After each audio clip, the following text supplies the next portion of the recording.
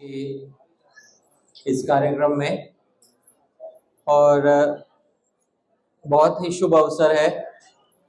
आज भगवान श्री कृष्ण का प्राकट्य दिन है, जिसे जन्माष्टमी भी कहते हैं। भगवान के किसी भी अन्य स्वरूप के जन्मदिन पर उसमें जन्म शब्द नहीं लगाया जाता है। जैसे जब भगवान राम आते हैं तो कहते हैं राम नवमी, और भगवान वामन आते हैं तो कहते हैं वामन द्वादशी। पर जब श्री कृष्ण अवतरित होते हैं तो उसमें सीधा जन्म लगा देते हैं, जन्माष्टमी।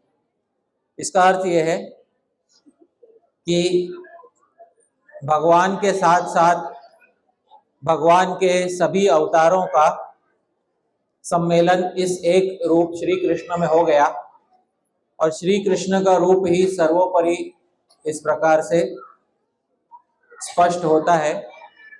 आज बहुत अच्छा भगवान श्री कृष्ण का आविर्भाव दिवस है। मैं आप सभी को धन्यवाद देना चाहता हूँ। आप सब यहाँ पर उपस्थित हुए, साथ ही साथ श्रीमान माधवानंद प्रभु तथा इस पूरे कार्यक्रम को आयोजित करने में जिन जिन भक्तों ने सहायता दी है, उन सबको मैं हृदय से धन्यवाद देता हूँ। कार्यक्रम को आरंभ करने के पहले शिष्ट परंपरा है कि मंगलाचरण करना चाहिए, इसीलिए उसी शिष्ट परंपरा का अनुसरण करते हुए यहाँ मैं मंगलाचरण से आरंभ करूंगा।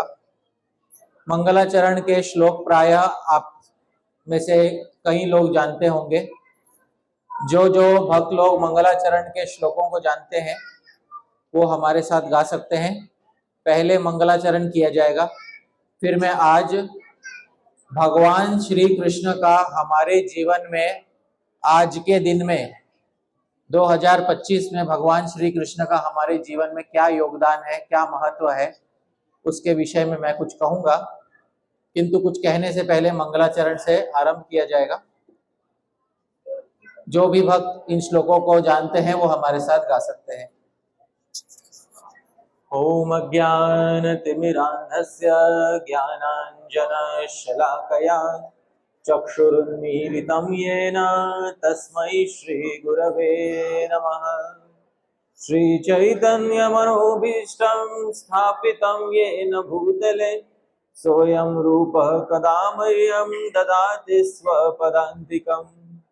वन्देऽहं श्रीगुरोः श्रीयुतपदकमलं श्रीगुरून् वैष्णवांश्च श्रीरूपं साग्रजातं सहगण रघुनाथान्वितं तं सजीवं साद्वैतं सावधूतं परिजनसहितं कृष्णचैतन्यदेवं श्रीराधा कृष्णपादान् सहगण ललिता श्रीविशाखान्वितांश्च नमो विष्णुपादाय कृष्णप्रेष्ठाय भूतले श्रीमते भक्तिवेदान्त स्वामिनिति नामिने।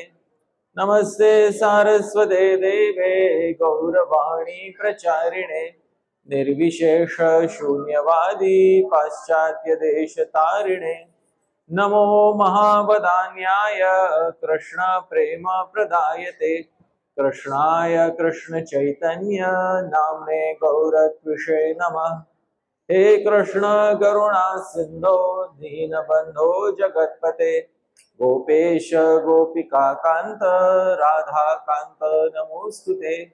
तप्त कांचन गौरांगी राधे वृंदावनेश्वरी वृषभानुसुते देवी प्रणमामि हरिप्रिये। वंशाकल्पतरुभ्यश्च कृपा सिन्धुभ्य एव च पतितानां पावनेभ्यो वैष्णवेभ्यो नमो नमः। जय श्री कृष्ण चैतन्य प्रभु नित्यानंद श्री अद्वैत गदाधर श्रीवासादि गौर भक्त वृंद।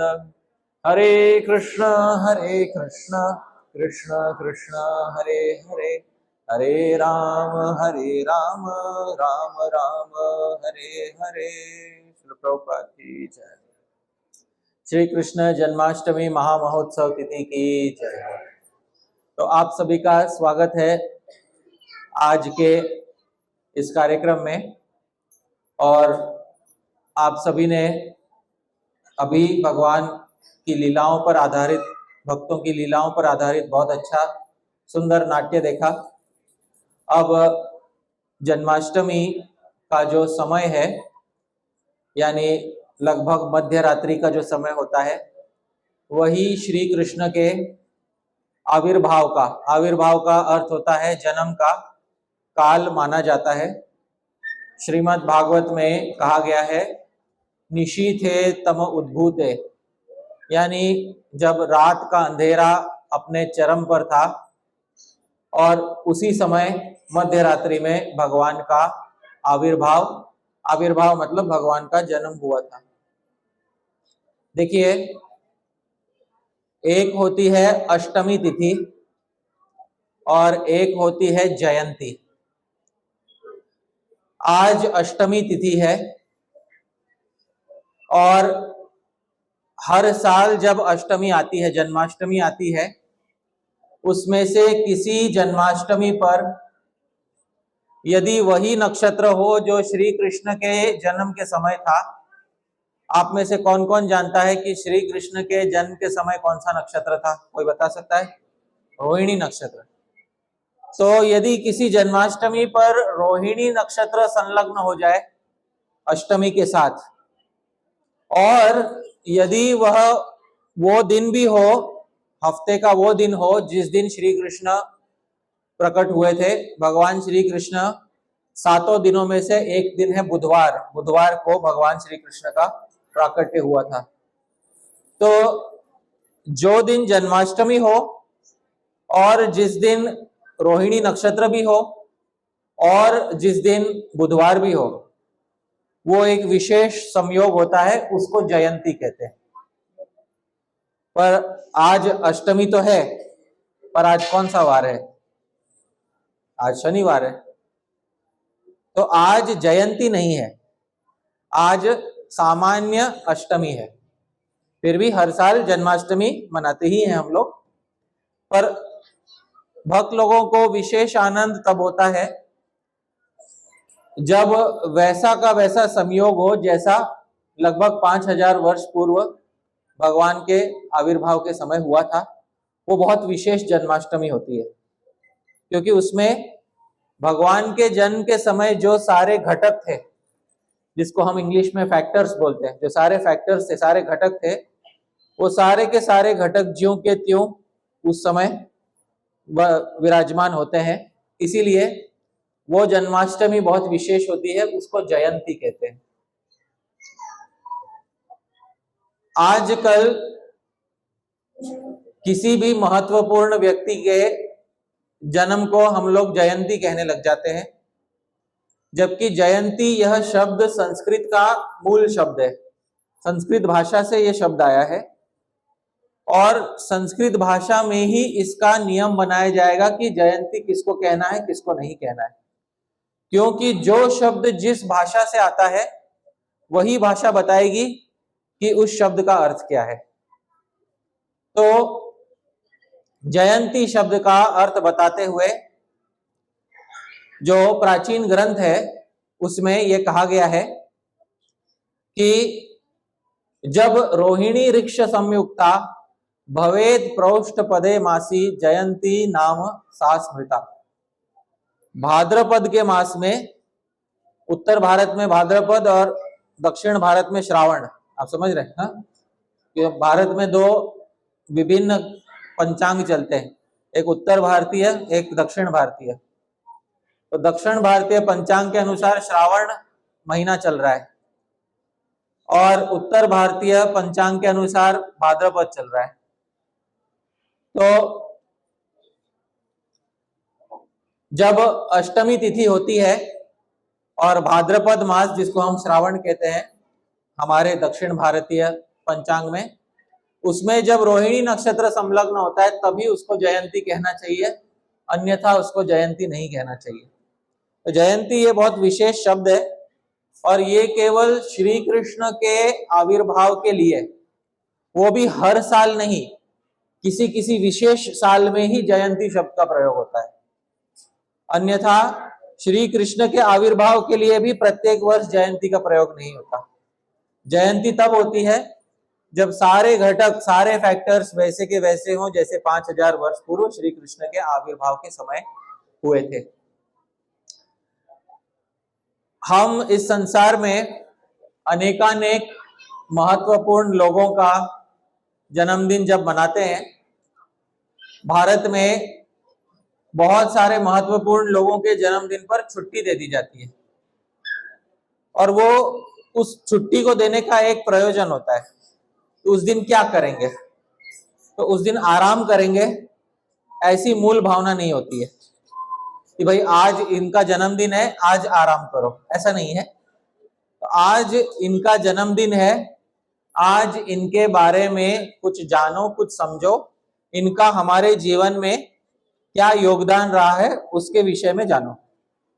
जैसे 15 अगस्त है, तो 15 अगस्त जो था वो जब कलयुग हुआ, तो 15 अगस्त जो है, 15 अगस्त को तो छुट्टी होती है, पर वो छुट्टी सोने के लिए नहीं होती है।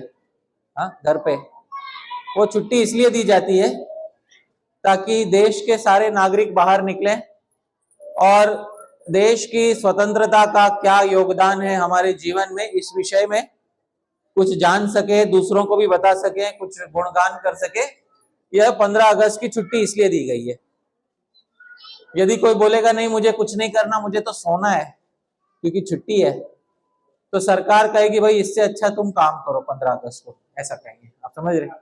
तो बहुत आवश्यक है जानना कि जब कोई महत्वपूर्ण तिथि आती है किसी व्यक्ति से संबंधित या भगवान से संबंधित, तो उस व्यक्ति का अथवा भगवान के उस रूप का हमारे वर्तमान जीवन में क्या महत्व है आज के तिथि में, ये जानना बहुत आवश्यक है। तो आज 5000 वर्ष बाद भी भगवान श्री कृष्ण का हमारे वर्तमान जीवन में 2025 में क्या महत्व है, यदि हम ये नहीं जानेंगे तो आज हम किन की पूजा कर रहे हैं, ये प्रश्न हमारे मन में उपस्थित हो जाएगा। इसलिए बहुत आवश्यक है आज ये जानना कि श्री कृष्ण का हमारे जीवन में क्या महत्व है और श्री कृष्ण ने ऐसा हमारे लिए क्या किया कि आज हम उनका आविर्भाव मना रहे हैं, आज उनका जन्मदिन मना रहे हैं। देखिए, संसार में व्यक्ति बहुत दुखों से जूझता है। बचपन से लेकर मृत्यु तक अनेक दुख व्यक्ति के जीवन में आते हैं, किंतु जो सबसे बड़ा दुख होता है उसको कहते हैं अज्ञान। क्योंकि जो व्यक्ति अज्ञान में दुख भोगता है, उस व्यक्ति को जो कष्ट होता है वैसा दूसरा व्यक्ति उसको समझ नहीं पाता। अज्ञान जिसको होता है कष्ट भोगते समय, वो अज्ञानी का कष्ट बहुत भयंकर होता है। जैसे जब हम छोटे थे, बचपन में जब हाथ पैर भी ठीक से चलाने की क्षमता नहीं थी और शरीर पर आकर कोई कीड़ा बैठ जाए या काट ले तो बच्चा रोने लगता है। माता पिता को पता ही नहीं होता है कभी कभी कि बच्चा रो क्यों रहा है, और बच्चा भी नहीं बता पाता माता पिता को कि मुझे क्या दुख है। यह हुआ अज्ञान में दुख भोगना। उसी प्रकार से व्यक्ति बड़ा हो जाता है, युवावस्था को प्राप्त कर लेता है। युवावस्था में अनेकानेक उसको दुख प्राप्त होते हैं, पर उन दुखों की कोई चिकित्सा करने वाला नहीं होता है। समाज ये तो बता देता है कि जीना कैसे है, कि अपने लिए 2 रोटी कैसे कमानी है। समाज ये तो बता देता है कि बाहर जाकर अपना उदर भरण, पेट कैसे भरना है। पर समाज ये नहीं बताता कि जीवन में जो दुख आएगा उन दुखों का निवारण कैसे हो और उन दुखों की चिकित्सा कैसे हो, ये समाज नहीं बताता। इसीलिए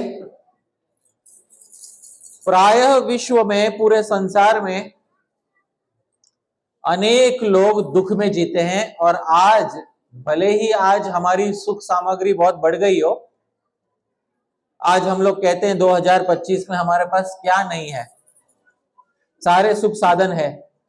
बहुत गरीब व्यक्तियों के पास भी आज मोबाइल फोन है, आज आने जाने के सभी सुख साधन है। तो आज क्या कमी है हमारे पास? तो यदि इस प्रश्न को ध्यान से इस विषय में सोचा जाए तो एक बात निश्चित रूप से सामने आएगी कि भले ही सुख साधन हजारों हैं हमारे पास, लेकिन आज भी अकेले में जो हम दुख भोगते हैं उसका निवारण हमारे पास नहीं है।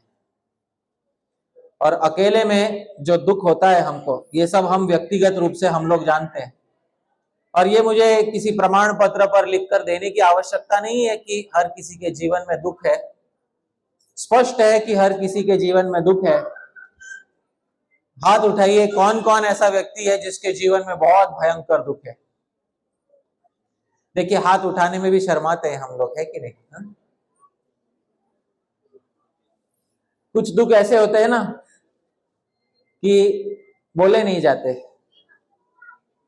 पर ये बात सत्य है और सभी की आंखों में आंख डाल के ये बात कह रहा हूं कि हर किसी के जीवन में महा दुख विराजमान होते हैं।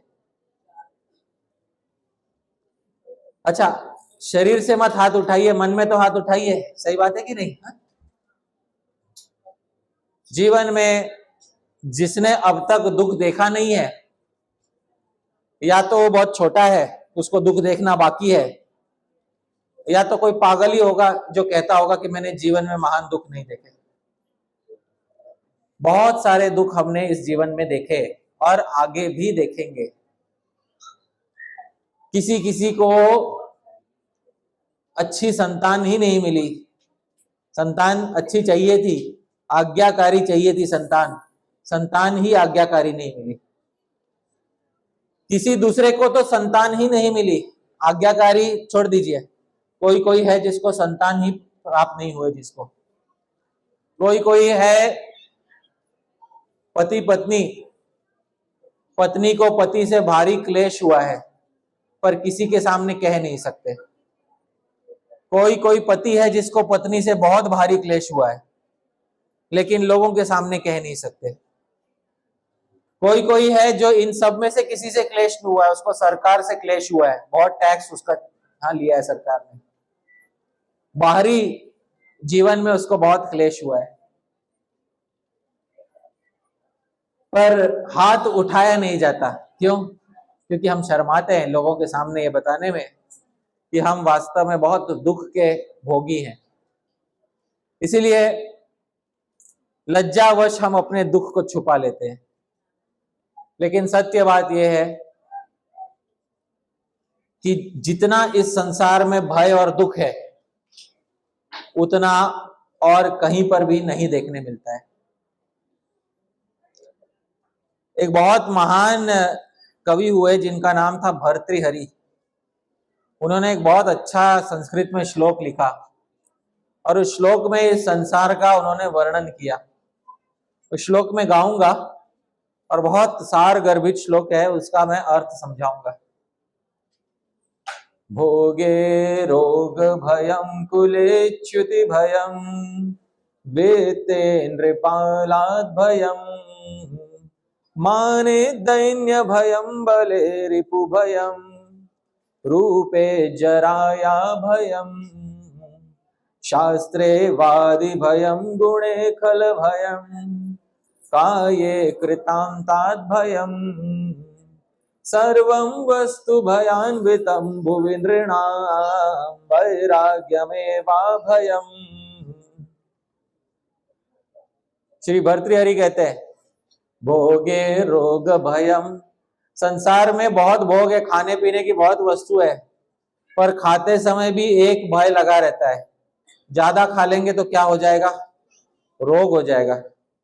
भोगे रोग भयम, ज्यादा भोग करने में भी देखो, पूरे मिठाई की दुकान आंखों के सामने होती है पर फिर भी खुद को खुद संभालना पड़ता है, बेटा संभल जा, ज्यादा मत खा, नहीं तो कल वापस डॉक्टर का चक्कर लगाना पड़ जाएगा, है कि नहीं?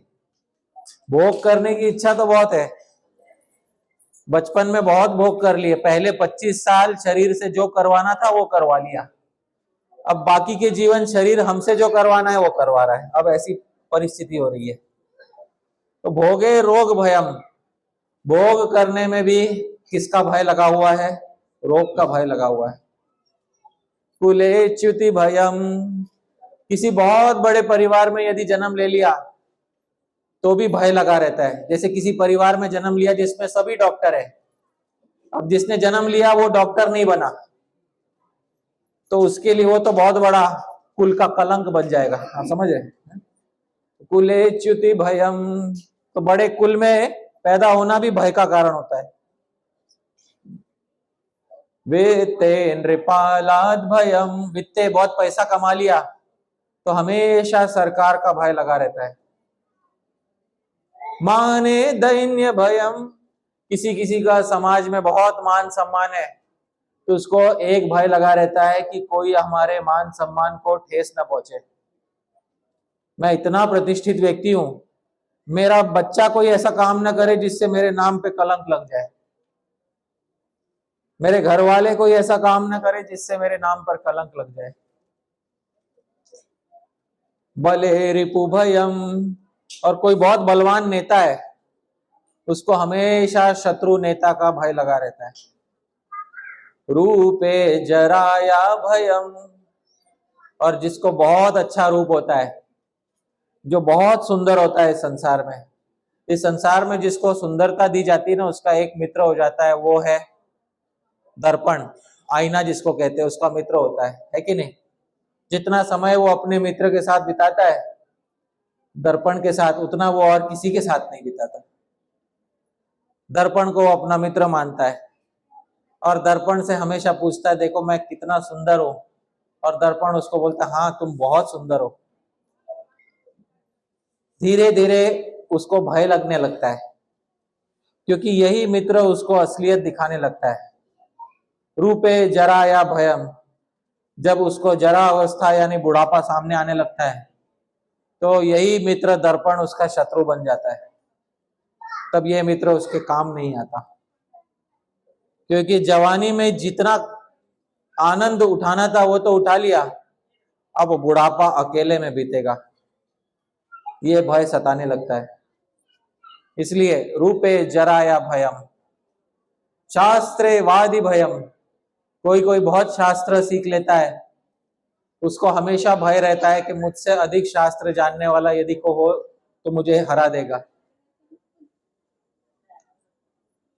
और गुणे खल भयम, किसी में बहुत अच्छे गुण है, बहुत अच्छा व्यवहार करता है, तो उसको भी भय लगा रहता है कि कोई दुष्ट व्यक्ति मेरा बुरा ना कर दे। मैं तो लोगों से अच्छा रहता हूं पर कोई बुरा व्यक्ति मेरे साथ दुर्व्यवहार ना कर दे।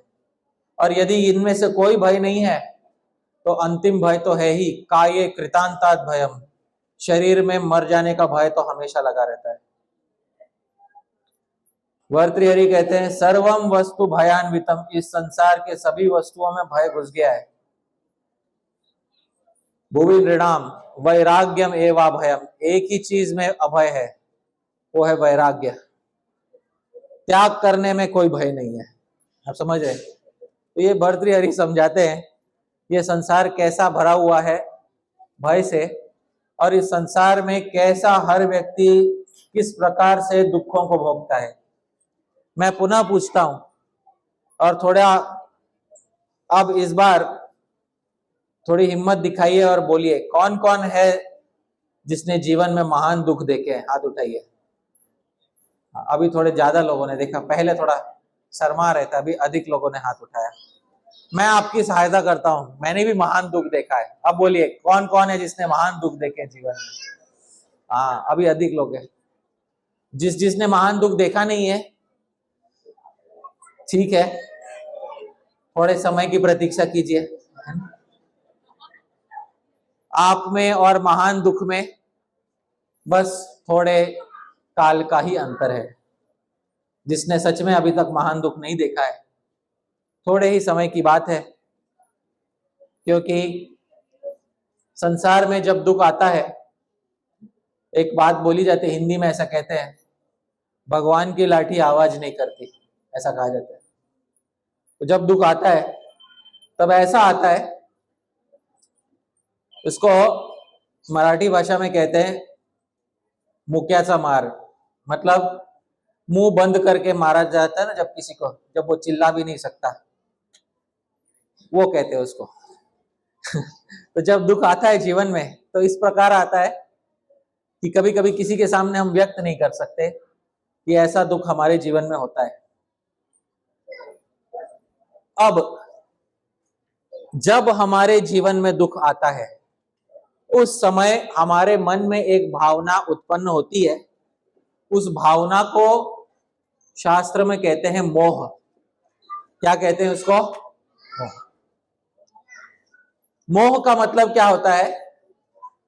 मोह का मतलब होता है, एक और शब्द हिंदी में, किम कर्तव्य विमूढ़। मैं अब क्या करूं और क्या नहीं करूं मुझे समझ नहीं आ रहा है। ये जो होती है भावना मन में आती है कि अब मैं क्या करूं, इससे बाहर कैसे निकलूं, क्या नहीं करूं मुझे समझ नहीं आ रहा है, इसको मोह कहते हैं। और जब किसी व्यक्ति को दुख में मोह हो जाता है कि अब मैं क्या करूं और क्या नहीं करूं, मैं क्यों जीवित हूं मुझे समझ नहीं आ रहा, इस प्रकार का जब मोह छा जाता है व्यक्ति के ऊपर, उस समय उसको दुख से उबारने वाला जब कोई नहीं होता है तो उस अज्ञान और मोह में जो वो दुख भोगता है व्यक्ति, वो महान दुख को शब्दों में वर्णित करना प्रायः असंभव है। और इस प्रकार के महान दुखों से हम में से अनेक लोग गुजर चुके होंगे, जिसमें हमको ये मोह हो गया होगा कि अब मैं क्या करूं, कोई बताने वाला नहीं है मुझे, और मुझे इस दुख से निकालने वाला कोई नहीं है। काश कि कोई ऐसा व्यक्ति होता जो इस दुख की घड़ी में मुझे वो बता सकता जो मुझे करना चाहिए, और उस व्यक्ति की बातें सुनकर मेरे हृदय का मोह दूर हो जाता और मैं तुरंत खुश हो जाता, तुरंत सुखी हो जाता। ऐसा कोई व्यक्ति जीवन में हमें चाहिए। पर प्रायः उस समय ऐसा व्यक्ति हमारे जीवन में जब नहीं होता है तब वह दुख बहुत महान होता है और उस दुख से उबरना बहुत कठिन हो जाता है। और ऐसे ही दुख के मारे बहुत सारे लोग चले जाते हैं जिसको हम कहते हैं डिप्रेशन में। इसमें लोग, हम दूसरे को बता नहीं पाते हैं कि हमारे जीवन में क्या दुख है, दूसरे को बताने में भी लज्जा आती है और कोई हमारा साथ देने वाला भी नहीं होता है। जब ऐसा दुख सर पे आता है तो ऐसे दुख का पार पाना बहुत कठिन होता है। सोचिए, कोई ऐसा व्यक्ति हो जिसने जीवन भर शस्त्र विद्या सीखी हो, अस्त्र शस्त्र चलाना सीखा हो, और ऐन युद्ध के मौके पर उसके मन में यह मोह आ जाए कि सामने वाले तो मेरे खुद के सगे संबंधी है, मैं इनको कैसे मारूं।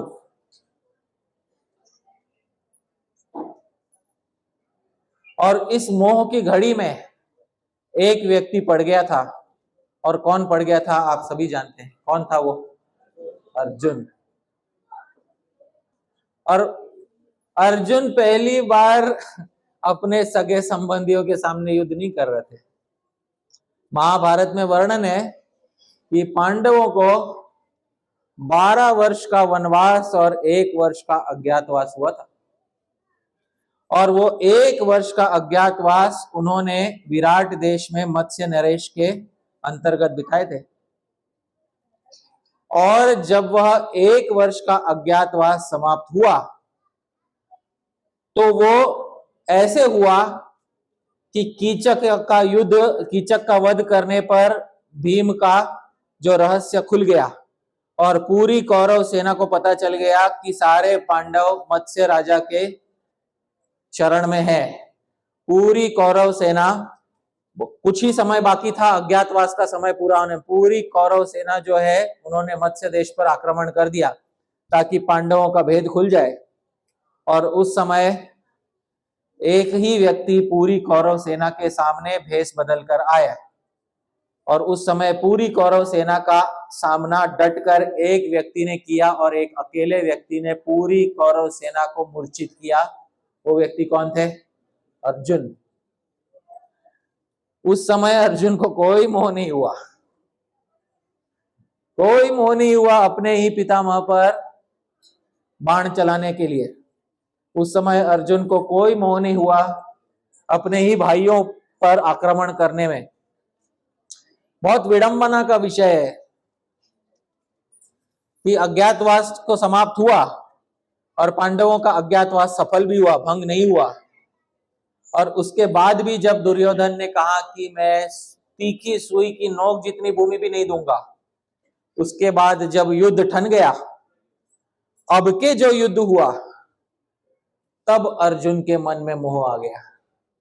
बहुत बड़ी विडंबना है कि जिस अर्जुन के मन में पहले मोह नहीं आया था, उस अर्जुन के मन में आज मोह उपस्थित हुआ। और मैंने बोला था मोह का क्या अर्थ होता है? मोह का यही अर्थ होता है किम कर्तव्य विमूढ़ बुद्धि, कि क्या करना है और क्या नहीं करना है। जो लोग हिंदी जरा शुद्ध जानते हैं वो जानते होंगे किम कर्तव्य विमूढ़ क्या होता है।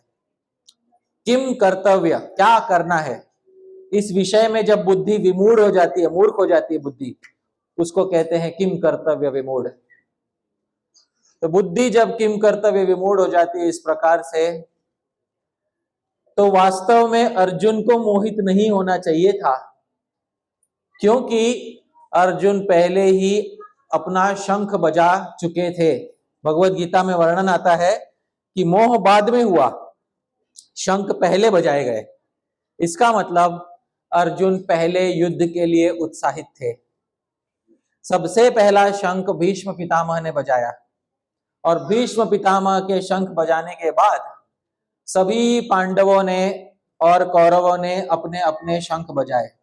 पांचजन्यम ऋषिकेशो देवदत्तम धनंजय, अर्जुन ने अपना देवदत्त नामक शंख भी बजाया।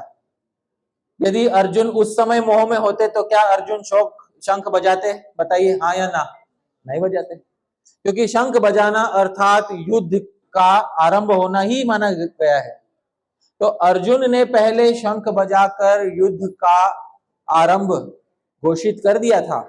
इसका अर्थ यह है कि अर्जुन उस समय युद्ध के लिए तत्पर थे, उत्साहित थे। बाद में अर्जुन ने श्री कृष्ण से कहा कि मुझे दोनों सेनाओं के बीच में ले जाइए, ऐसी जगह पे ले जाइए जहां मैं दोनों सेनाओं को देख सकूं। मैं देखना चाहता हूं कि कौन कौन लोग हैं आज जो युद्ध करने के लिए आए, क्योंकि विराट के युद्ध में तो केवल कौरव आए थे। आज के युद्ध में कौरवों के साथ साथ और बहुत सारे राजा आए होंगे, पर अर्जुन वो तो तुम्हारे सगे संबंधी नहीं है, तुम्हारे सगे संबंधी तो कौरव है। हाँ, पर मैं देखना चाहता हूं कि उस दुर्बुद्धि दुर्योधन के साथ कौन खड़ा है और हमारे साथ कौन खड़ा है। इसलिए मुझे एकदम युद्ध भूमि के बीच में हमारा रथ आप स्थापित कर दीजिए भगवान। भगवान ने कहा ठीक है, और भगवान ने युद्ध भूमि के बीच में श्री कृष्ण ने अपना रथ स्थापित किया। और उसी समय श्री कृष्ण ने अर्जुन को बोला, पश्य, देख अर्जुन, देख। और जब भगवान ने अर्जुन को बोला देख, उसी समय भगवान ने अर्जुन के मन में एक भावना डाल दी, और वही भावना है जिसकी मैं बात कर रहा हूं। कौन सी भावना डाली अर्जुन के मन में? मोह। ये भावना जो पहले नहीं थी, ये अर्जुन के मन में भगवान ने केवल इतना कह के, पश्य, देख अर्जुन, जैसे ही भगवान ने देख बोला, तब अर्जुन के मन में महान मोह उत्पन्न हो गया। और जैसे ही अर्जुन के मन में महान मोह उत्पन्न हुआ, तब अर्जुन ने सीधे सीधे कह दिया, मुझे कोई युद्ध नहीं लड़ना। क्या करेंगे ऐसी संपत्ति का? समझ में आ रहा है? ऐसे जैसे आजकल भारतीय लोग बोलते हैं ना, क्या करोगे इतना धन कमाकर अगर परिवार की सेवा ही नहीं की तो। समझ में आ रहा है? ऐसे आजकल के लोग बोलते हैं।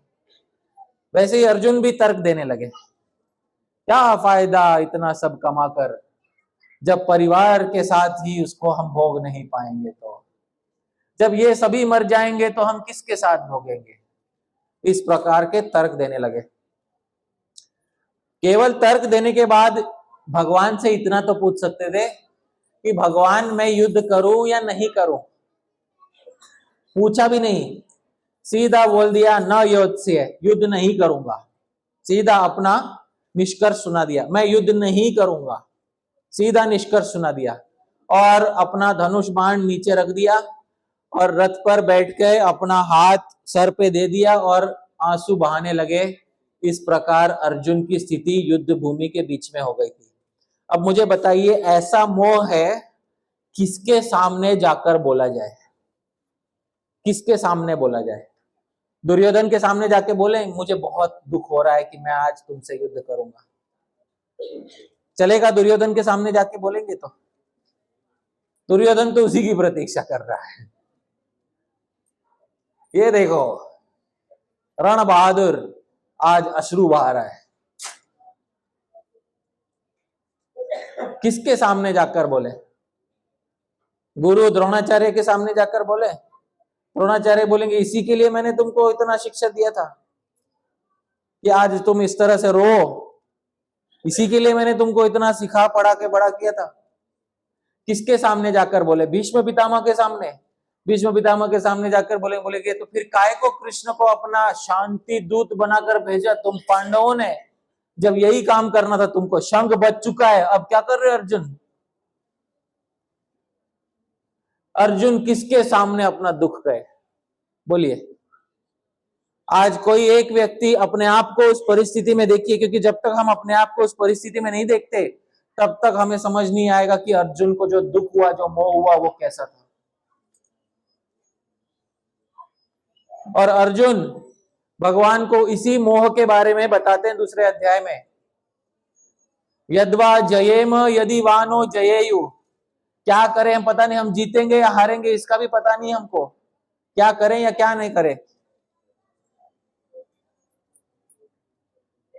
उस समय केवल एक ही व्यक्ति थे जिन्होंने इस संसार में दुख और मोह की चिकित्सा कैसे करनी है उसका उपाय निकाला। आज उन व्यक्ति का जन्मदिन है, आज उनका जन्म दिवस है, जिन्होंने इस संसार में समस्त दुख और मोह को जड़ से कैसे निकालना है उसका उपाय बताया, और वे है श्री कृष्ण। क्योंकि जब जब भगवत गीता की बात होती है, प्रायः भारत में रहने वाले सभी लोग ये बोल देते हैं हाँ हम जानते हैं गीता में क्या लिखा है, हमें मत बताओ। क्या लिखा है भाई? गीता में लिखा है कर्म करो और फल की चिंता मत करो। इति श्रीमद् भगवत गीता, है ना? यहीं पे गीता हमारी खत्म हो जाती है। तो गीता क्या है हमारे लिए? अधिकांश भारतीय, सबकी बात नहीं कर रहा हूं, अधिकांश भारतीयों के लिए गीता क्या है? ये वो ग्रंथ है जिसको लाल कपड़े में लपेट के पूजा घर में रखा जाता है। जब दशहरा आता है तो उसकी धूल झाड़ी जाती है और इसकी पूजा की जाती है, फिर वापस इसको लाल कपड़े में लपेट के ऊपर रख दिया जाता है। ये बात है। तो ये है श्रीमद् भगवत गीता। और कोई पूछेगा कि गीता क्या है? भाई हम गीता का सार जानते हैं। अच्छा, गीता नहीं जानते, हम गीता का क्या जानते हैं? सार जानते हैं। ठीक है, तो गीता का सार क्या है कि भाई कर्म करो और फल की चिंता मत करो। बस इतना, एक ही श्लोक में हो गई गीता आपकी। हाँ भाई, इतना ही हम जानते हैं। अच्छा, कौन कौन है जो ऑफिस में जाके कर्म करते हैं और फिर तनख्वाह की चिंता नहीं करते?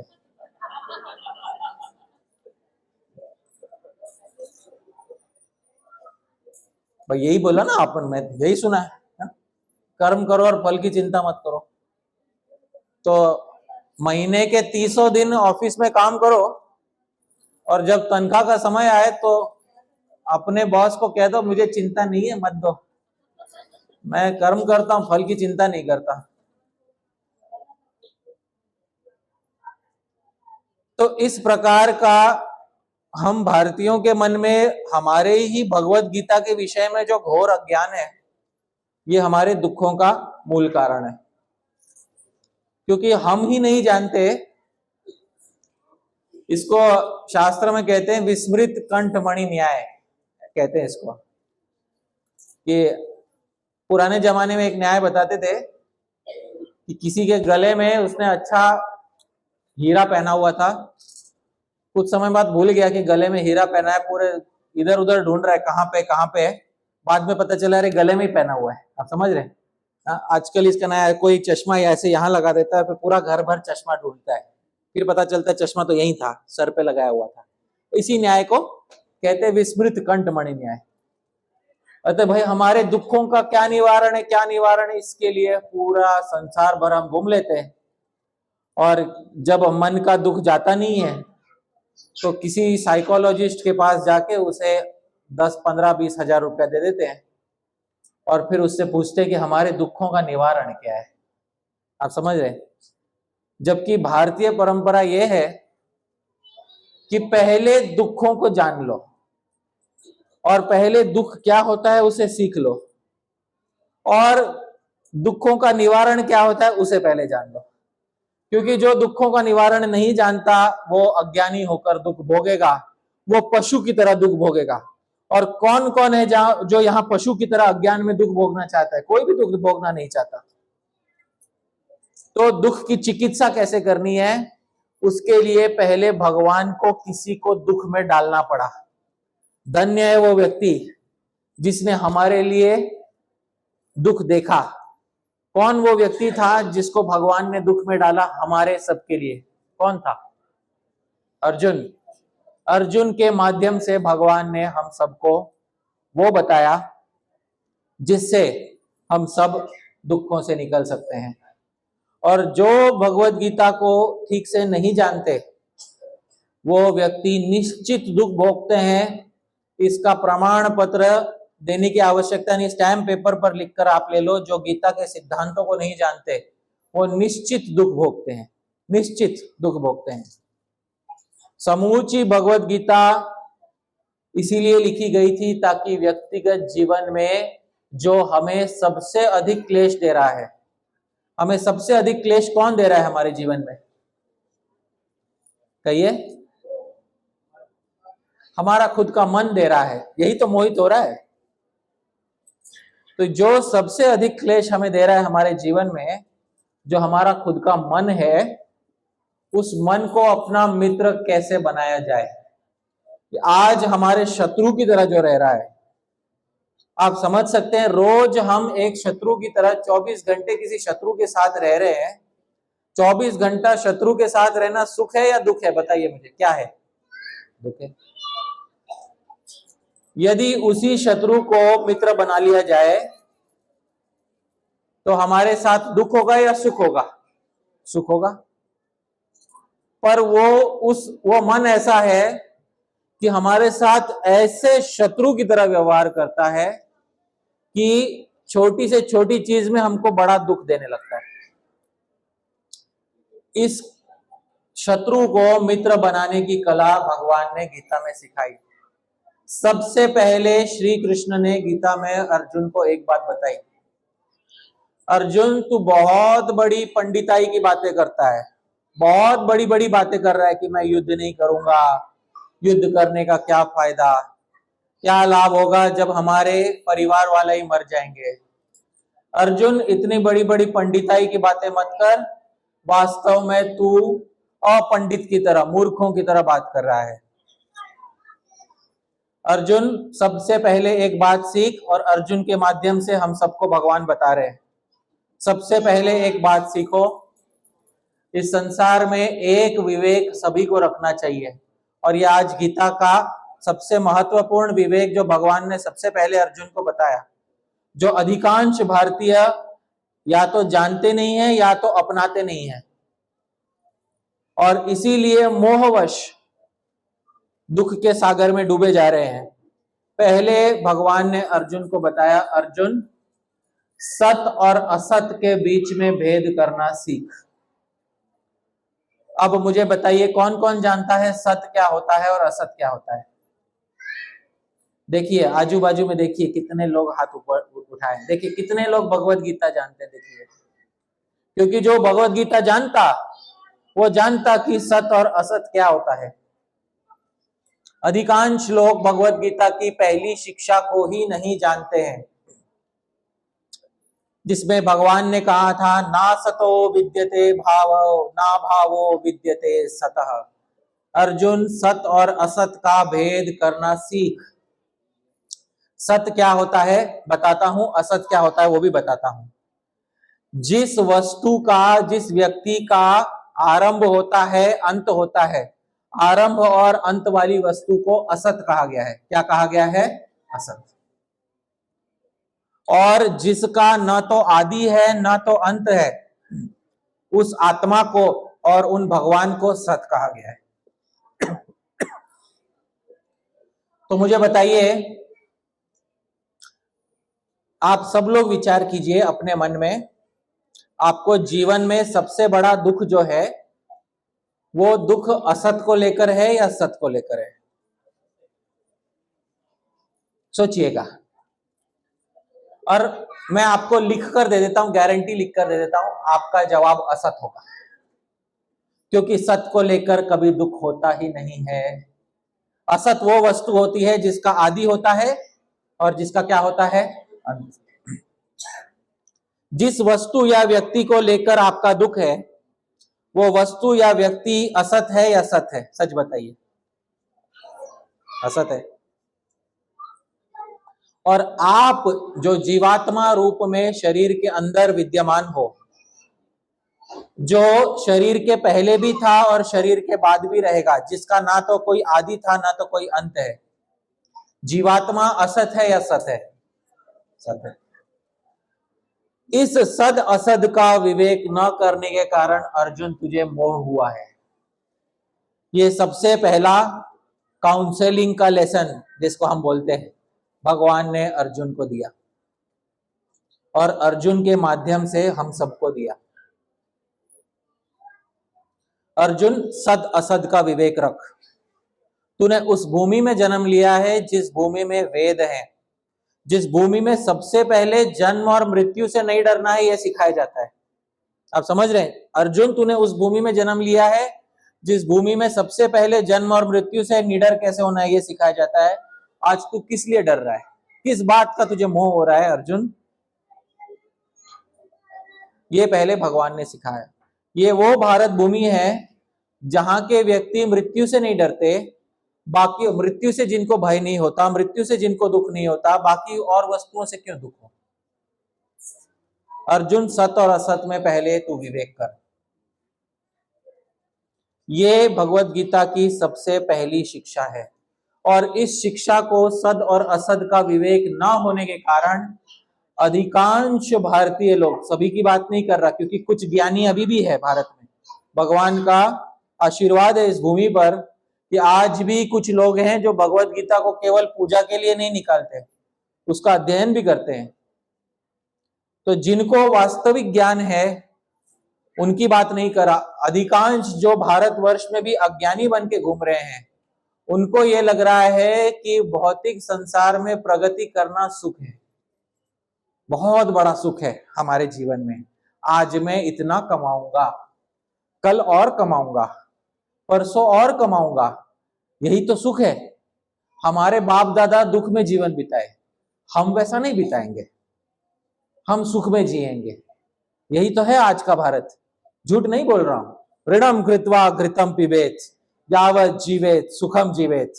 चाहिए तो लोन ले लो लेकिन सुख से जियो, जब तक जियो अच्छे से जियो। भस्मीभूतस्य देहस्य, क्योंकि एक बार शरीर खत्म हो गया तो फिर किसने देखा है आगे, है कि नहीं? इसी नास्तिकता का खंडन करते हुए भगवान ने अर्जुन को बोला, अर्जुन ये ही संस्पर्शजा भोगा दुख योनय एवते आद्यंतवंतः कौन्तेय न तेषु रमते बुधा। अर्जुन, यदि तू बुद्धिमान है तो सबसे पहले एक बात जानेगा, सामने जो भोग की वस्तु दिखाई दे रही है, अर्जुन के माध्यम से हम सबको सिखा रहे भगवान, ध्यान से सुनिए। आज हमें जो वस्तु चाहिए, भोग की वस्तु, मेरे लिए ये भोग एंजॉयमेंट बोलते हैं जिसको हम, आनंद की वस्तु दिखाई दे रही है, भगवान बोलते हैं वो दुख की योनि है, वहीं से दुख प्रकट होने वाला है। अच्छा, दुख कैसे प्रकट होगा ये भी बता देते हैं, जिसको नहीं पता उसको बता देते हैं दुख कैसे प्रकट होगा। आपके मन में सोच लो आपको क्या क्या आनंद की वस्तु, किसी को कार चाहिए, किसी को घर चाहिए, किसी को कुछ ना कुछ भोग चाहिए। जो जो भोग की वस्तु आपके मन में है आपके मन के सामने रखिए, और भगवान उसके बारे में एक सिद्धांत बताते गीता में, ये ही संस्पर्शजा भोगा दुख योनय एवते। जो जो भोग की वस्तु तुम्हारे मन में तुमने अपने सामने रखी है वो तुम्हारे लिए दुख का कारण बनेगी। लिख कर ले लो, लिख कर ले लो। क्यों बनेगी ये भी बता देता हूं, क्योंकि वो विस्तार भगवान ने नहीं किया लेकिन बाकी आचार्यों ने विस्तार से समझाया। कभी कभी भोग की वस्तु प्राप्त ही नहीं होगी कुछ कुछ लोगों को, उनको तो महान दुख होगा, पहला दुख। दूसरी बात, प्राप्त होगी लेकिन बहुत देर से होगी। ये हो गया गंजे को कंगी मिलना, समझ रहे ना? हा? प्राप्त होगी तो बहुत देर से होगी, तो वो गंजे की कंगी जैसा होगा वो, है कि नहीं? होता है किसी किसी का विवाह नहीं होता है, होता है तो 40-45 में होता है, फिर वो बोलता है आधी उम्र से ऊपर तो निकल गया। उसका मन भी बोलता है हाँ, काश मैं 25 में कर लेता, पर 25 में हुआ नहीं, अब मैं 45-50 में कर रहा हूं। आप समझ रहे? तो कभी कभी भोग मिलता है लेकिन विलंब होता है, बहुत विलंब होता है, वो भी दुख का कारण है, सही समय पर ना मिलना। अच्छा, तीसरा दुख, भोग मिलता है लेकिन जितना हमें चाहिए था उस मात्रा में नहीं मिलता, ये भी दुख होता है। चाहिए था 3 BHK पर 1.5 में संतोष करना पड़ा। समझ में आ रहा है? ये भी दुख का कारण है। चौथा, जितना चाहिए था उतना मिल गया लेकिन मिलने के बाद खराब हो गया, ये भी दुख का कारण है। किसी किसी को होता है ना, मैं इस व्यक्ति से बहुत प्रेम करता हूं, वो आई लव यू जो बोलते हैं ना, हाँ, और फिर वो लव सफल भी हो जाता है और विवाह भी हो जाता है। जिससे प्रथम प्रेम किया उसी से विवाह हो गया, और 2 साल बाद उस व्यक्ति का स्वभाव बदल गया और वो बहुत गुस्सैल प्रकृति वाला हो गया, और फिर बात बात पे बोलता है तो तुमने क्यों हमसे विवाह किया। समझ रहे ना? ऐसा बात। तो फिर उसको 10 साल बाद बोलते हैं अरे तुम तो बदल गए, तुम तो ऐसे नहीं थे, तुम तो बदल गए। उस व्यक्ति को बोलना चाहिए अरे मूर्ख, पूरा संसार बदल गया तो वो व्यक्ति क्यों नहीं बदलेगा। समझ में आ रहा है? तो जैसा भोग होता है वो मिल भी जाता है लेकिन मिलने के बाद इस तरह से परिवर्तित होता है कि वो भोग भोग ही नहीं रहता।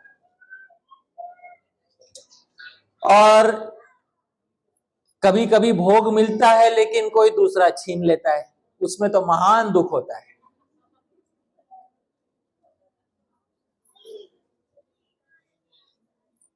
और कभी कभी कोई और नहीं छीन लेता तो प्रकृति छीन लेती है, या तो जो व्यक्ति हमें बहुत पसंद होता है, हाँ, वो अकस्मात हमारे जीवन से चला जाता है, उसकी आयु समाप्त हो जाती है।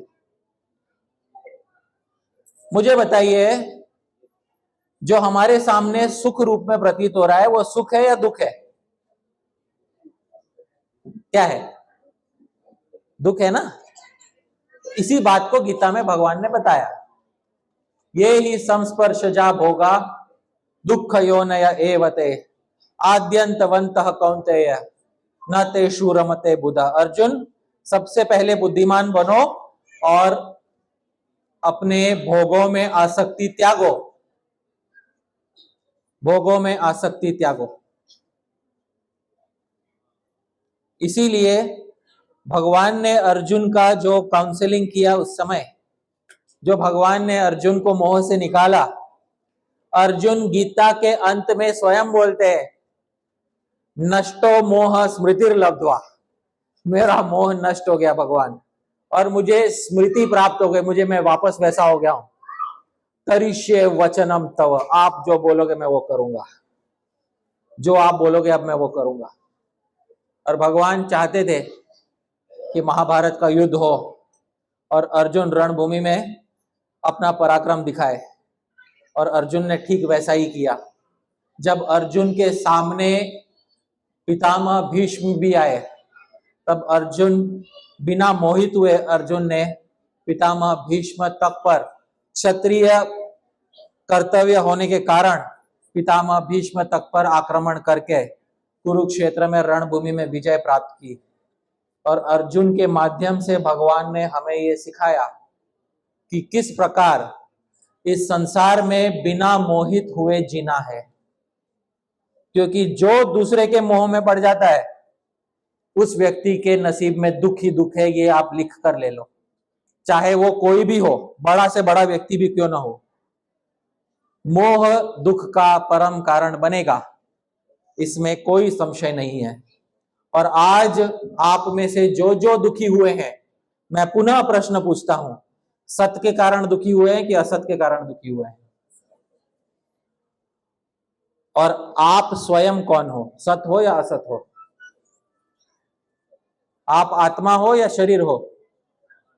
आत्मा हो ना, तो आप सत हो या असत हो? सत। क्यों कोई सत असत के कारण दुख भोगे? बुद्धिमान हो तो असत के कारण दुख भोगने की आवश्यकता नहीं है। पहले से ही जान लो कि जिस जिस वस्तु में, जिस जिस व्यक्ति में सुख के सपने देखे थे, वो सुख वास्तव में दुख की योनि है। और पहले से ही मन में विरक्त हो जाओ, तब जाके जब संसार में जियोगे तो दुख नहीं होगा, बिल्कुल दुख नहीं होगा। एक अंतिम उदाहरण देता हूं और फिर मैं अपने वाणी को विराम दूंगा। मान लीजिए कि कोई ऐसा व्यक्ति है जो सैनिक है, और सैनिक युद्ध भूमि पर है। अब उसे पता नहीं है, युद्ध छिड़ गया है, उसे पता नहीं है कि वो अब उसको भी वार करना है और सामने से भी वार होगा, सामने से भी गोली चलेगी, यहां से भी गोली चलाना है। उसको पता नहीं है वो जिएगा या मरेगा। अब यदि वो मोहित हो जाए कि नहीं, हाय अगर मैं मर गया तो क्या होगा, तो क्या ऐसा सैनिक सैनिक के कर्तव्य को निभा पाएगा? बोलिए, नहीं निभा पाएगा। तो सैनिक के मन में यह होना चाहिए, हतो वा प्राप्स्यसि स्वर्गम जित्वा वा भोक्ष्यसे महिम, जो गीता में भगवान ने सैनिक के लिए बोला, अर्जुन के लिए बोला था। मारे जाओगे तो स्वर्ग को प्राप्त होगे, और जियोगे तो भूमि को भोगोगे। अर्जुन बिल्कुल मोह मत रखो, तुम्हारा शरीर पहले ही मर रहा है, इस समय भी तुम्हारा शरीर मर रहा है। इस समय नहीं मर रहा है ऐसा मत सोचो, इस समय भी शरीर मर रहा है। एक क्षण ऐसा नहीं है जब शरीर नहीं मरता, इस क्षण भी तुम्हारा शरीर मर रहा है। अर्जुन, मृत्यु का मोह छोड़ो, अपने क्षमता के अनुसार युद्ध करो, और फिर जब हार जीत की परवाह किए बिना जब अर्जुन ने युद्ध किया और युद्ध का परिणाम भगवान पर छोड़ दिया, तब जाकर अर्जुन ने योगी की तरह युद्ध लड़ा। और ये योगी कैसे बनना है, ये भगवत गीता हमें सिखाती है। क्योंकि योगी को दुख नहीं होता, किसी प्रकार का दुख नहीं होता, किसी प्रकार का मोह नहीं होता, पर योगी वो बनता है जो गीता के सार गर्भित सिद्धांत को अच्छे से समझ लेता है। अन्यथा बहुत सारा आडंबर करने पर भी, बहुत बड़ी पूजा करने पर भी, जिसने भगवत गीता का उपदेश मन में नहीं संजोया है, वो व्यक्ति बहुत आडंबर करने के बाद भी मन में दुखी रहेगा। किंतु जिस व्यक्ति ने गीता के सिद्धांत को मन में बिठा लिया है, वो व्यक्ति अधिक आडंबर ना करे तो भी सुखी रहेगा, क्योंकि उसे पता है सत और असत में भेद क्या है, किस चीज से दुखी होना है, किससे नहीं होना है, कौन से सुखों में दुख देखना है, हर सुख में दुख कैसे है ये भी देखना है। ये भी देखना है। भोगा न भुगता वयमेव भुगता। जब तक दुकान में कोई चीज रहती है तब तक लगता है कि वो हमारा भोग है। जैसे ही हम उसे खरीद लेते हैं वो चीज हमें भोग लेती है, हम उसको नहीं भोगते, वो चीज हमें भोग लेती है। आप मानते हो या नहीं मानते? यदि नहीं मानते तो मैं उदाहरण, क्योंकि बहुत सारे लोग नहीं मानते, हम लोग नहीं, हम भोगते हैं, हमको आनंद होता है। नहीं, मैं आपको बताता हूं, हम भोगों को नहीं भोगते, भोग हमको भोगते हैं। और कैसे भोगते हैं ये मैं बताता हूं आपको। मुझे एक बात बताइए, हमारे जन्म लेने से पहले संसार में अनेक आनंद या भोग थे या नहीं थे? थे। हमारे मरने के बाद सभी के सभी वो आनंद संसार में रहेंगे या नहीं रहेंगे? रहेंगे।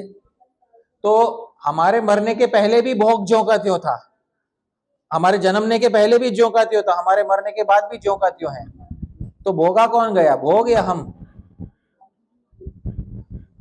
मृत्यु किसकी हुई? भोग की मृत्यु हुई या हमारी मृत्यु हुई? हमारी हुई ना। तो भोगा ना भुगता, भोगों ने हमको नहीं भोगा, वयमेव भुगता। हमने भोगों को नहीं भोगा, भोगों ने हमको भोग लिया है। ये बात जानिए। कोई नई चमचमाती हुई गाड़ी खरीदी, जब तक शोरूम में थी तब तक अच्छी लग रही थी, पैसा भर के जब घर पे ले आए उसके बाद से गाड़ी ने हमको भोगना शुरू कर दिया। क्योंकि जब तक शोरूम में थी तब तक उसका मेंटेनेंस शोरूम वाला दे रहा था, जब घर पे ले आए तो उसका मेंटेनेंस कौन दे रहा है? हम दे रहे हैं। उसमें पेट्रोल डीजल कौन बन रहा है? हम भर रहे हैं। गाड़ी को ठोकर लगने पे दुख किसको हो रहा है? हमें हो रहा है। शोरूम में थी और ठोकर लग जाती तो हमें दुख नहीं होता। तो हमने गाड़ी को भोगा या गाड़ी ने हमको भोग लिया? गाड़ी ने हमको भोग लिया ना। यही विवेक ना होने के कारण व्यक्ति दुख भोगता है। हम समझते थे हम इससे प्रेम करते हैं, आई लव यू बोल दिया हमने किसी को, जीवन में बोल दिया आई लव यू, फिर उसको हमने अपना जीवन साथी बना लिया। फिर हमने उसको भोगा या उसने हमको भोग लिया, या दोनों ने एक दूसरे को भोग लिया? ये बात है ना। ये विवेक ना होने के कारण व्यक्ति जो दुख भोगता है उस दुख का कोई अंत नहीं है। इस विवेक को सिखाने वाले जो व्यक्ति थे भगवान श्री कृष्ण, वो स्वयं भगवान है, कोई साधारण मनुष्य नहीं है। स्वयं भगवान ही जीवात्मा को दुख और मोह से निकालने की क्षमता रखते हैं। आज उन भगवान का आविर्भाव दिवस है। आज का जो महत्व है वो मैं बता रहा हूँ, जन साधारण के लिए जो आज का महत्व है मैं बता रहा हूँ। भगवान जो हमको देकर गए, सारे दुखों की एक चिकित्सा देकर गए, वो चिकित्सा देने वाले भगवान श्री कृष्ण है। वो श्री कृष्ण रूपी वैद्य, आज उनका आविर्भाव दिवस है। तो आज हम सभी को प्रार्थना करनी चाहिए भगवान श्री कृष्ण से कि भगवान, जिस प्रकार आपने अर्जुन को मोह से निकाला पूरी गीता सुनाकर, भगवान आपके प्रतिनिधि के रूप में किसी व्यक्ति को भेजिएगा गुरु के रूप में, जो हमको पूरी भगवत गीता समझा सके। केवल सार नहीं, मुझे आलसी नहीं बनना है, मुझे पूरी चिकित्सा चाहिए। आप समझ रहे हैं? क्योंकि किसी को जब दुख दर्द होता है ना तो दवाई का सार नहीं लेते, पूरी दवाई ली जाती है। डॉक्टर बोलता है पूरा डोज लेना 10 दिन का, ऐसे नहीं बोलते डॉक्टर एक बार का ही दे दो जो देना है, बाद में नहीं। नहीं, एक बार में दुख की चिकित्सा नहीं होगी, पूरा डोज लेना पड़ेगा। तो भगवान को ये प्रार्थना करनी चाहिए हमें कि भगवान ऐसा गुरु भेजिए जो हमारे दुखों की पूरी चिकित्सा भगवत गीता समझा कर सके। और आज जन्माष्टमी के दिन भगवान से वो प्रार्थना हमें अवश्य, क्योंकि जन्मदिन के समय व्यक्ति बहुत कृपालु होता है, इसलिए आज भगवान से हमें ये प्रार्थना करनी चाहिए। सच्चे हृदय से की हुई प्रार्थना भगवान अवश्य सुनेंगे और भगवान अवश्य जो अधिकारी व्यक्ति है उसको गुरु तक पहुंचाएंगे, और जो आलसी व्यक्ति है उसके लिए तो सारी ठीक है कि कर्म करो और फल की चिंता मत करो, है कि नहीं? हाँ, जन्माष्टमी मनाओ और प्रसाद मत पाओ, चलेगा या नहीं चलेगा? नहीं चलेगा ना। इसलिए कर्म करो और फल की चिंता मत रखो, ये नहीं है गीता का सिद्धांत। गीता का सिद्धांत है कर्म करो और फल को भगवान को समर्पित कर दो, और भगवान जो उसका अवशेष आपको दे उसको भोगो। आप समझ रहे, भगवान का प्रसाद भोगो, ये गीता का सिद्धांत बताता है। कर्म करो और फल की चिंता मत करो, ये गीता का सिद्धांत कभी नहीं था। गीता का सिद्धांत ये था, कर्म योग उसे कहते हैं कि अपने वर्ण और आश्रम के अनुसार कर्म करो और उस कर्म को और उस फल को मन में भगवान को अर्पण करो, और उसका जो भी भोग आता है पहले भगवान को अर्पण करने के बाद ही स्वयं ग्रहण करो। ये कर्म योग कहलाता है, इसी को गीता में समझाया गया है। तो आज मैं अपनी वाणी को यहाँ पे अल्प विराम दूंगा। मैं बहुत बहुत धन्यवाद देना चाहता हूँ आज आप सभी का। आज आप सभी ने यहाँ पर हमारी वाणी को सुना। मैं क्षमा प्रार्थी भी हूँ इस बात का,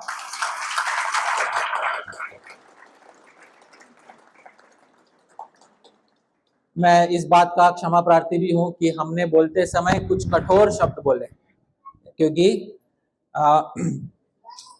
सत्यम ब्रूयात प्रियम ब्रूयात, सत्य बोले और प्रिय बोले, पर कभी कभी कुछ कठोर बोलना पड़ता है, क्योंकि दुख का कांटा जब बहुत अंदर गड़ा हुआ होता है तो कांटे को निकालने के लिए एक ही चीज काम आती है। क्या काम आती है? कांटा ही काम आता है। आप समझ रहे हैं? तो दुखों की चिकित्सा करने के लिए कभी कभी थोड़ा कठोर बोलना पड़ता है। अर्जुन को भी दुख था। आजकल कैसे है ना, किसी को दुख होता है वो किसी साइकोलॉजिस्ट के पास जाता है, साइकोलॉजिस्ट को बोला जाता है कठोर मत बोलना, हाँ बोलना हाँ हाँ मैं समझ सकता हूँ, हाँ बहुत दुख हुआ तुम्हें, मैं जानता हूँ, ठीक है, ऐसा। आप लोग एम्पैथी बोलते हैं ना, सिंपैथी, सिंपैथी दिखाना बोल। भगवान वैसे चिकित्सक नहीं थे। भगवान ने अर्जुन को पहले ही कठोर चिकित्सा दी। प्रज्ञावादांश्च भाषसे गतासु न गतासुंश्च नानुशोचन्ति पंडिता। बहुत ऊंची ऊंची पंडित जैसी बात कर रहा है, लेकिन बातें मूर्खों वाली है अर्जुन। भगवान ने कठोर चिकित्सा किया। तो कभी कभी कठोर चिकित्सा आवश्यक होती है, ये भारतीय परंपरा है। भले विदेश की परंपरा ना हो, भारतीय परंपरा तो यह है कि कांटे को कांटे से ही निकाला जाता है। इसलिए हमने यदि कुछ कठोर शब्द कह दिए हों तो हम आपसे क्षमा चाहते हैं। बट मैं पुनः धन्यवाद देना चाहता हूँ पूरी समिति को जिसने आज का ये कार्यक्रम आयोजित किया है। माधवानंद प्रभु जी के लिए हमें धन्यवाद देना चाहिए। और इस आयोजन में जिन भी भक्तों ने सहायता प्रदान की है, लघु बृहत छोटे बड़े रूप में, उन सभी भक्तों के लिए भी हम धन्यवाद देते हैं। तो बहुत बहुत धन्यवाद आप सभी का। श्रील प्रभुपाद की जय। भगवान श्री कृष्ण आविर्भाव तिथि महामहोत्सव की जय। हरे कृष्ण।